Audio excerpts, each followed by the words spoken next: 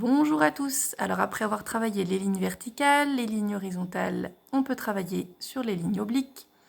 Donc encore une fois, avant de commencer le papier crayon, on peut faire des activités motrices à partir des obliques. Donc là, un plan incliné, une poupée et on va faire le toboggan du bébé.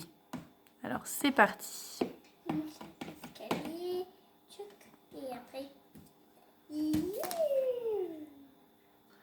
Alors après, on peut s'amuser à plier des petits morceaux de papier et voir qu'avec son doigt, si je pars d'en haut, je peux avoir une oblique par ici et une oblique par là.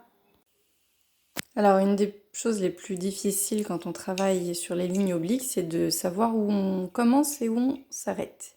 Et donc aussi de savoir dans quelle direction on va. Donc là par exemple, si je prends ce carré, on peut prendre un oreiller, un coussin. Donc là moi j'ai pris un couvercle de pouf que j'avais chez moi. Donc je prends ma petite voiture et je prends, donc le point de départ c'est ici, le point d'arrivée c'est là. Il faut bien que ce soit clair dans ma tête pour que je sache où je vais quand je vais tracer mon oblique. Et ensuite je fais rouler la voiture quand je sais où je dois aller. Si mon point de départ est en bas et que je dois aller dans le coin opposé en haut, ça va donner une oblique comme ça. Et ensuite, avec des petits objets que je trouve chez moi, je peux aussi essayer de faire le chemin du point de départ jusqu'au point d'arrivée pour voir dans quelle direction ça va. Et j'essaye d'avoir mon objectif de suivre mon tracé jusqu'au bout pour avoir mon oblique la plus droite possible.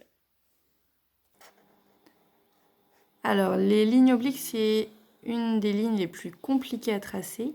Donc là, une des activités que je propose, c'est de tracer dans des cases avec un point d'arrivée, un point de départ. Alors, pour la première ligne, on a fait le point à gauche, l'arrivée à droite, toujours en haut. Le deuxième ligne, point en haut, à droite, arrivée en bas, comme dans les lettres comme le A ou le Z. On peut avoir des obliques dans ce sens-là. Voilà.